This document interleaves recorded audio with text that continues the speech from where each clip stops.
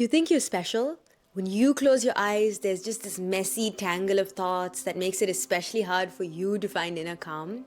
Someone told you, you should try yoga, it makes you calm, but you're just like, I'm too stiff, it's too slow, my body is not like, used to doing yoga, my balance is terrible. Your constant negative self-talk isn't just annoying for that person that's trying to help you. It's also draining your energy, sabotaging your self-confidence, and it's making my job as a yoga teacher much, much harder because last time I checked, yoga makes like these huge, big, bold promises.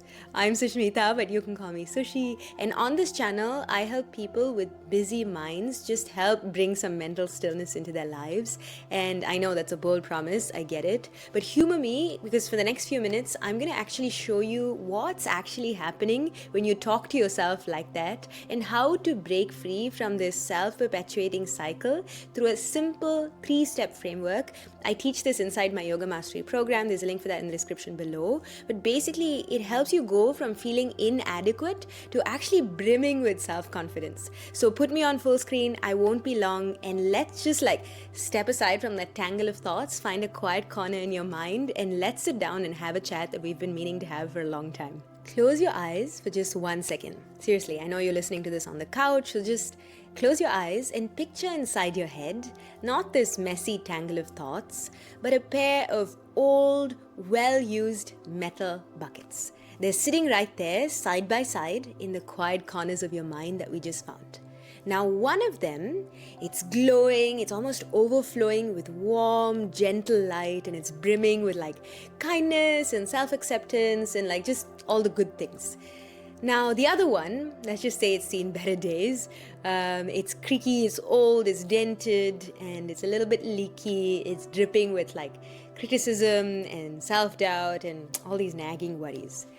Now, every single time you step on the mat, every breath you take, every movement you make, every thought that just flits through your brain when you go through your practice, what happens is that you're taking a little drop and you're splashing a little drop into one of these buckets. Now the thing is, most people, and I mean really most people, they go through their practice and sometimes their entire lives without even realizing this thing exists in their mind. They don't even notice which one they're filling, and they just go on practicing, go on living without consciously being aware that there is these 2 buckets. But you, by the end of this video, you won't just know which one is getting full, which one you have been filling, but you'll also have 3 ridiculously simple and profoundly powerful habits that will help you consciously and deliberately, consistently tip your balance more towards this glowing, nice, happy bucket rather than this dented, old, critical bucket. So let's talk about something that actually keeps me up at night. Even before you start your day, you just drag yourself out of bed, you've brushed your teeth, and you haven't even had your first sip of coffee. Even before that, you've already started this internal monologue filled with tiny, often brutal insults, carrying around this little mini invisible bully in your head, and it's constantly whispering doubts and pointing out all your flaws and telling you you're not good enough. And every single time you do this, it's like that rusted bucket that's sitting in the left corner of your metaphorical brain. It's just eagerly collecting every single, oh, I should have held that pose for longer, I'm so bad at doing jump throughs. It doesn't discriminate if you say it softly or if you say it loudly to a friend. The worst part is that the more we pour into it, it's almost like the heavier and heavier it keeps getting, and it accumulates like a backpack of bricks that we're wearing, and it's weighing us down. It's with us with every single step that we're trying to make, and every single pose that you try to do becomes much, much harder because of this backpack that you're carrying. And breaking it, I think it requires us to first be aware that this is happening, and then noticing that this is a deliberate choice. We can choose which bucket we want to fill. And it also shows you what your patterns of thinking are. It's like this little petri dish, and if you just took a little bit of a sample from that, you'll notice it comes up when you're doing your vinyasa, when the rest of the class is going ahead and doing vinyasas between both sides. In that petri dish, you can see, wow, I'm feeding the inner critic. But what if instead, when you miss a vinyasa, you wobble, you readjust, and then you just carry on. This is where you're telling your brain, hey, don't worry, it's okay, we're just learning and this is safe. So I think we really have to keep reminding ourselves that our brains aren't like fixed, static organs. They're incredibly adaptable and they're constantly rewiring themselves based on our actions.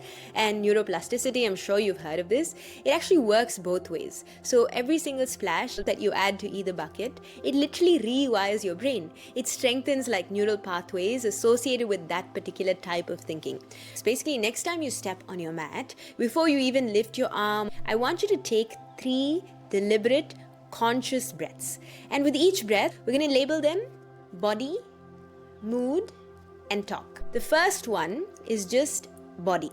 Now, as you inhale and exhale, just ask yourself, what is alive in my body like right now? No judgment, no fixing it, don't try to do anything about it, just simply notice. Maybe there's a slight ache in your lower back from sitting at a desk all day. Whatever it is, just name it. Now, when you notice this sensation, you're simply tuning into your physical self and then you're acknowledging what your current state is. It's about cultivating this like foundational layer of just self-awareness, paying attention to the Annamaya kosha or just our physical body. The second inhale and exhale, you're going to look at your mood. Or maybe there's a little bit of frustration from whatever I collected during the day. You're just acknowledging what's in your manomaya kosha or your mental emotional self. So what is the story that's running in the background? Is it like a replay of yesterday's conversation? Is it a worry about tomorrow's schedule? Like what is a dominant theme? You're just naming it. And this is the key. It's about like acknowledging that this is the problem, but without problem solving, just mindfully observe. So there you have it. Which bucket do you want to fill day in and day out?